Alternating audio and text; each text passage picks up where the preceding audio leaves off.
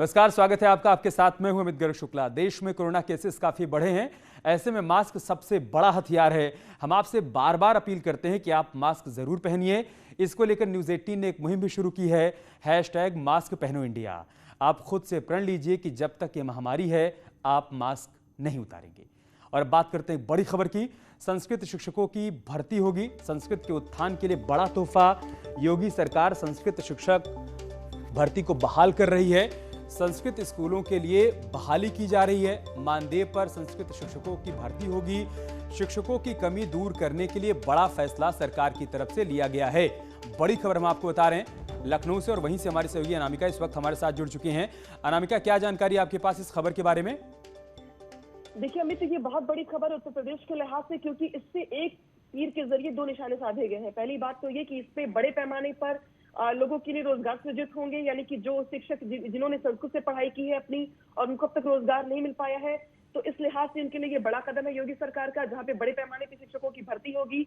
और दूसरा ये कि संस्कृत को लेकर जिस तरीके से योगी सरकार काम कर रही है, और बीच में ये भी ऐलान किया गया कि मुख्यमंत्री योगी आदित्यनाथ की जो प्रेस रिलीज भी होती है उसको भी संस्कृत में आगे दिया जाएगा, ताकि संस्कृत भाषा को लेकर के लोग ज्यादा जान सके, इसको सर्कुलेट कर सके और इसका कम से कम उद्धार हो सके। लिहाजा सरकार ने ये कदम उठाया कि संस्कृत भाषा के उत्थान के लिए दो बड़ी चीजें होंगी। पहला तो ये कि 12,000 रुपए प्रति माह पर शिक्षकों की भर्ती होगी, मानदेय उनका तय कर दिया गया है।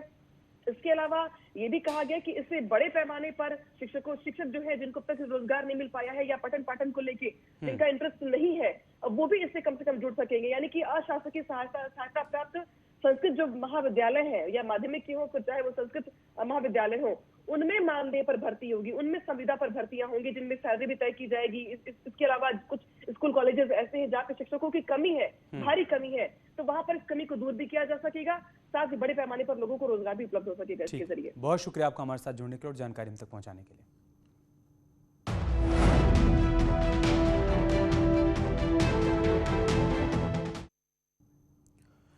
यूपी में योगी सरकार का मिशन रोजगार जारी है। आज लखनऊ में सीएम योगी 6,696 से ज्यादा शिक्षकों को नियुक्ति पत्र बांटने वाले हैं।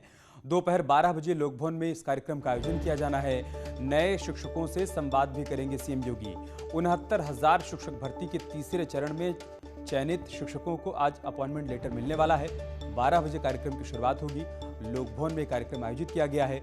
मतलब ये कि यूपी में योगी सरकार का मिशन रोजगार जारी है और इसी कड़ी में आज 6,696 से ज्यादा शिक्षकों को नियुक्ति पत्र मिलना है।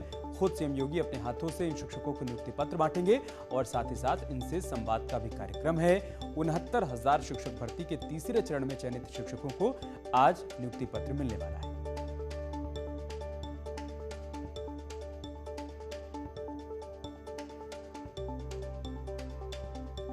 तो बड़ा दिन है उन तमाम शिक्षकों के लिए जिनका चयन हुआ है। 69,000 शिक्षक भर्ती के तीसरे चरण के तहत आज उनको नियुक्ति पत्र मिलेगा। 12 बजे कार्यक्रम की शुरुआत हो जाएगी लोकभवन में। और खास बात यह कि नियुक्ति पत्र बांटने के बाद सीएम योगी शिक्षकों से संवाद भी करेंगे। आगे भारत के भविष्य का निर्माण कैसे करना है, बच्चों को किस प्रकार की शिक्षा देनी है, अपने काम को ईमानदारी के साथ कैसे अंजाम देना है, इन तमाम बातों को लेकर पहले भी सीएम योगी नवनियुक्त शिक्षकों से संवाद करते रहे हैं और आज एक बार फिर से उनका संवाद का कार्यक्रम है। ट्वीट किया है सीएम योगी ने। 69,000 सहायक अध्यापकों की भर्ती को लेकर पहले 62,304 सहायक अध्यापकों को नियुक्ति दी गई। बचे चयनित 6,696 शिक्षकों को आज नियुक्ति पत्र मिशन रोजगार श्रृंखला की नई कड़ी है।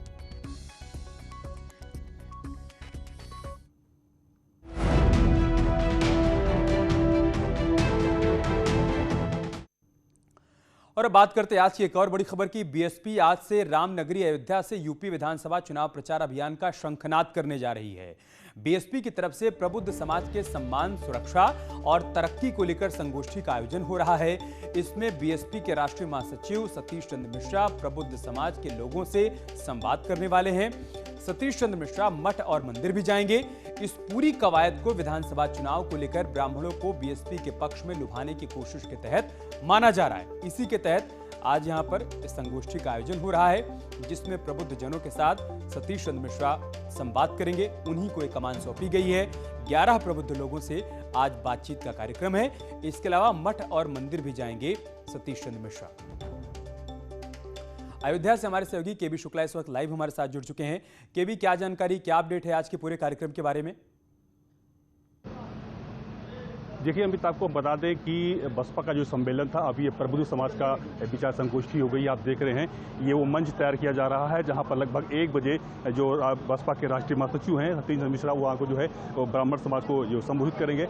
यहाँ के जो अयोध्या, बस्ती, गोंडा, अमेठी, सुल्तानपुर, बाराबंकी जो आसपास पड़ोसी जिले हैं उनके जो ब्राह्मण समाज के लोग हैं उनको यहाँ बुलाया गया है। यहाँ पर सतीश चंद्र मिश्रा उनसे बात करेंगे। उनको माना जा रहा है कि 2022 के चुनाव को लेकर अयोध्या में जो है ये शुरुआत कर रहा है बसपा। तो कुछ मिला के ये भी माना जा रहा है कि एक बार जो है बसपा जो है वो भगवान राम की शरण में आ गया है।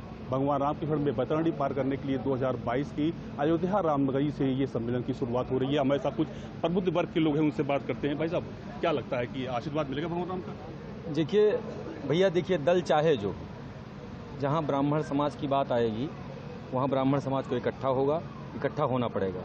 और जहाँ राम की नगरी है तो राम का आशीर्वाद तो सबके ऊपर लगेगा। कोई एक व्यक्ति का राम थोड़ी न है, सबके राम जी हैं।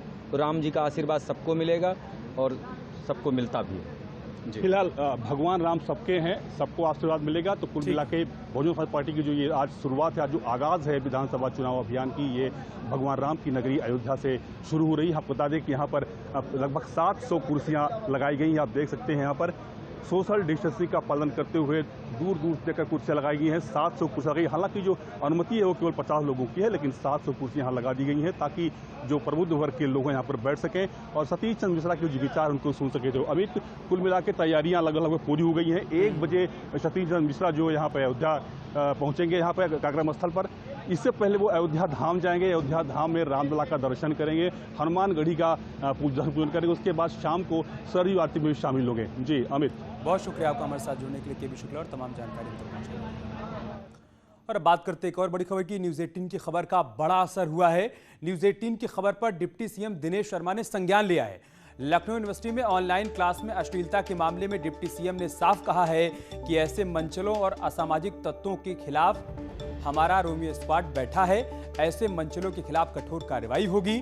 बता दें कि लखनऊ यूनिवर्सिटी के प्राचीन भारतीय इतिहास विभाग की ऑनलाइन क्लास के लिए बने ग्रुप में किसी छात्र की ओर से अश्लील मैसेज भेजने को लेकर विवाद खड़ा हो गया था। आरोप थे कि ऑनलाइन क्लास के लिए बने ग्रुप में कई दिनों से लगातार कुछ छात्र छात्राओं का नाम लेकर अश्लील मैसेज भेज रहे थे और वीडियो भी डाल रहे थे।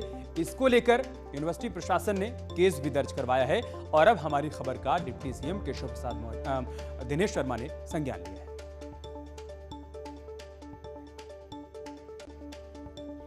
इस तरह की चीज़ों को रोकने के तमाम उपाय भी हैं और लोगों ने किए भी हैं। और ऐसा असामाजिक तत्व जहां दिखाई पड़ जाता है तो हमारा पहले से एंटी रोमियो स्क्वाड उसका प्रतीक्षा कर रहा होता है। ऐसा कोई भी दिखाई पड़ेगा, कठोरतम कार्रवाई उसके खिलाफ होगी। अगर कहीं भी FIR आई तो आपने देखा तत्काल सरकार ने इस प्रकार की प्रक्रियाओं पर कार्रवाई की है। और चलिए आपको देश का कोरोना अपडेट बताते हैं। कोरोना के 35,342 नए केस आए हैं। 38,740 लोग ठीक हुए हैं। 24 घंटों में 483 मरीजों की मौत हुई है। देश में 4 लाख से ज्यादा एक्टिव केस हो गए हैं। अब तक 42 करोड़ से ज्यादा लोगों को वैक्सीन भी लगाई जा चुकी है। तो आज के जो आंकड़े जारी किए गए हैं देश में कोरोना अपडेट को लेकर, वो हम आपको बता रहे हैं। 35,342 नए केस आए हैं। 38,740 लोग ऐसे हैं जो इलाज के बाद ठीक होकर अपने घर गए हैं। और इन्हीं 24 घंटे में 483 लोगों की मौत भी हो गई है। देश में एक्टिव केस की संख्या 4 लाख से ज्यादा है। और अच्छी बात यह है कि वैक्सीन लगने का जो आंकड़ा है वो 42 करोड़ को पार कर गया है। एक बड़ी खबर महाराष्ट्र से है। चिपुल शहर में बाढ़ जैसे हालात पैदा हो गए हैं। पानी के बहाव में गाड़ियां बह रही हैं। कल्याण के खडावली पुल के नीचे तमाम गाड़ियां बहती हुई नजर आई हैं। इसके अलावा शव बहते हुए नजर आए हैं। खड़वाली पुल को भारी नुकसान भी हुआ है। पुल के दोनों तरफ से पानी बहता हुआ नजर आ रहा है। ये तस्वीरें आप देखिए कैसे बाढ़ जैसे हालात पैदा हो गए हैं महाराष्ट्र के चिपुल में, जहां पर पानी के बहाव में तमाम कारें बहती हुई नजर आई हैं। इसके अलावा कल्याण के खडावली पुल के नीचे तमाम शव भी बहते हुए देखे गए हैं। खड़वाली पुल को भारी नुकसान भी हुआ है। पानी के तेज बहाव के चलते पुल के दोनों तरफ आपको पानी का वेग नजर आ रहा होगा। एक बड़ी खबर मथुरा से है। नदी में डूबने से 2 लोगों की मौत हो गई है। यमुना में नहाने के दौरान 2 लड़के डूब गए। गौरा नगर वृंदावन के रहने वाले थे। दोनों लड़के सुबह घर से घूमने के लिए निकले थे, लेकिन हादसे का शिकार हो गए। घूमने के बाद नहाने गए थे दोनों। देवराह बाबा घाट पर यह हादसा हुआ है। बड़ी खबर हम आपको मथुरा से बता रहे हैं। नदी में डूबने से 2 लोगों की मौत हो गई है। बताया जा रहा है कि यमुना में नहाने के दौरान 2 लड़के डूब गए। गौरा नगर वृंदावन के रहने वाले थे दोनों। सुबह घर से घूमने के लिए निकले थे और घूमने के बाद जब ये यमुना के पानी में नहा रहे थे, उसी दौरान तेज बहाव में बहने के चलते दोनों की मौत हो गई। मथुरा से हमारे सहयोगी नितिन गौतम इस वक्त हमारे साथ जुड़ चुके हैं। नितिन, क्या अपडेट, क्या जानकारी है हादसे के बारे में? देखिए अमित, हम अपने दर्शकों को बताना चाहेंगे कि ये 2 युवक थे, गौरा नगर वृंदावन के रहने वाले थे। सवेरे ये वृंदावन घूमने गए थे, लेकिन घूमने के दौरान ही जो देवरा घाट है वहां पर ये यमुना में नहाने लगे और उसी दौरान ये गहरे पानी में चले गए, जिसके चलते ये डूब गए। डूबने के दौरान जो लोग थे वहां पर, जो स्थानीय लोग थे, उन्होंने इनको बचाया और अस्पताल भिजवाया, जहां पर चिकित्सकों ने दोनों युवकों को मृत घोषित कर दिया है। हादसे के बाद से परिजनों का रो का बुरा हाल है। वही माहौल भी गमगीन है, क्योंकि एक ही इलाके में सवेरे सवेरे 2 युवकों की मौत से जो क्षेत्रवासी हैं वो भी काफी गमगीन है। और पुलिस अब इस मामले में पोस्टमार्टम कर रही थी, लेकिन परिजनों के अनुरोध पर पोस्टमार्टम न करने का अनुरोध था परिजनों का, जिस पर पुलिस अब इनका शव को जो पंचनामा भरकर पोस्टमार्टम के लिए भिजवा रही थी, वो कार्रवाई रोक दी और परिजनों को जो शव थे वो सुपुर्द कर दिए पुलिस ने। जी ठीक है, बहुत शुक्रिया आपका हमारे साथ जुड़ने के लिए नितिन, और जानकारी हम तक पहुंचाने के लिए।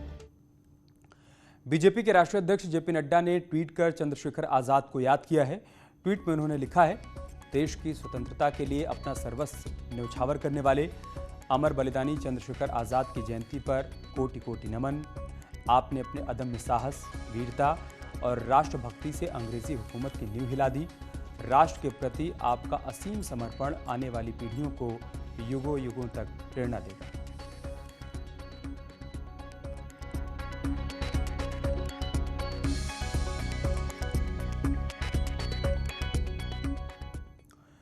शाहजहांपुर में पुलिस ने अंतर्राज्यीय ठगी गिरोह के 5 सदस्यों को गिरफ्तार किया है। इन ठगों के पास से पुलिस ने 5 किलो नकली सोने के सिक्के, हार और 16 मोबाइल फोन बरामद किए हैं। ये ठग गाजियाबाद और गुजरात के रहने वाले हैं और ये लोग सोने के नकली सिक्के दिखाकर लोगों से ठगी किया करते थे। ठगों की सरगना गुजरात की रहने वाली महिला रामू बहन है, जिसकी गिरफ्तारी के लिए पुलिस टीमों का गठन किया गया है और टीम को गुजरात भेज भी दिया गया है। दरअसल कुछ दिनों पहले ठगों ने कलान इलाके में एक शख्स को सोने के नकली सिक्के दिखाकर लाखों रुपए ठग लिए थे, जिसका केस दर्ज कर पुलिस इन ठगों की तलाश कर रही थी। संयुक्त रूप से सदर बाजार पुलिस तथा एसओजी द्वारा इनको रंगे हाथ पकड़ा गया। इनके पास से 5 किलो तक के सिक्के मिले हैं और 2.5 किलो का हार मिला है। 16 मोबाइल भी मिले हुए हैं। तो चूँकि ये टीम लगातार, इसके जो सदस्य हैं, 5 सदस्य जो पुरुष हैं और एक महिला थी, वो सब गुजरात और गाजियाबाद के रहने वाले हैं। और अब ब्रेक पर जाने से पहले आपके लिए एक जरूरी बात, बढ़ाइएगा जोश जब ओलंपिक में उतरेंगे मैन इन ब्लू। आप भी पहनिए टीम इंडिया वाली टी शर्ट। जानिए इसे जीतने का क्लू। बस स्क्रीन पर दिख रहे QR कोड को स्कैन करें और क्विज में भाग लें। जुड़िए न्यूज़ 18 के साथ और हर रोज खेलिए क्विज और जीतिए टीम इंडिया के। आज़ाद हैं, आज़ाद ही रहेंगे। भारतीय स्वतंत्रता संग्राम के महानायक अमर क्रांतिकारी चंद्रशेखर आजाद जी की जयंती पर सादर नमन एवं श्रद्धांजलि।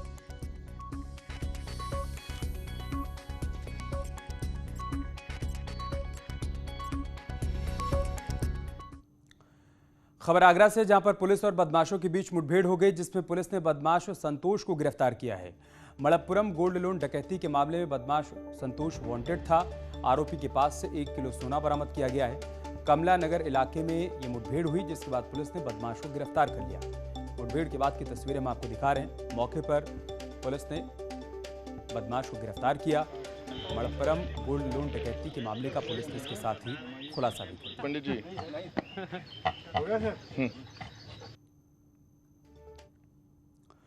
बड़े अपराधियों और माफियाओं की संपत्ति कुर्क और जमींदोज करने के बाद प्रशासन ने उनके गुर्गों पर नजर बनानी शुरू कर दी है। इसी कड़ी में प्रयागराज के कसारी मसारी इलाके में अवैध बालू पर भी कार्रवाई की जा रही है।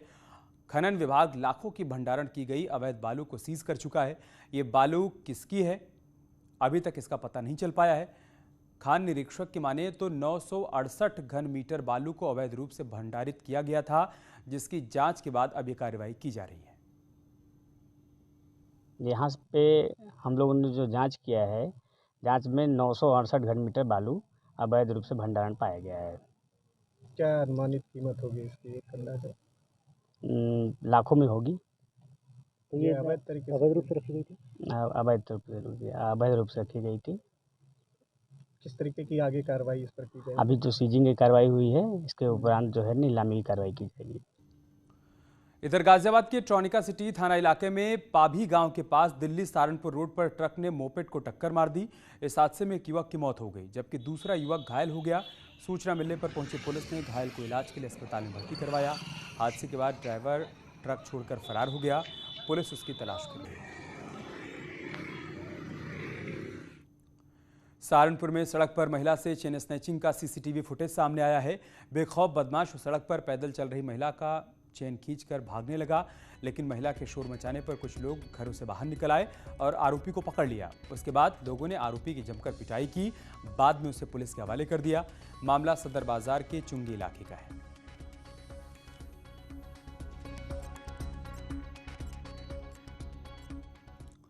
और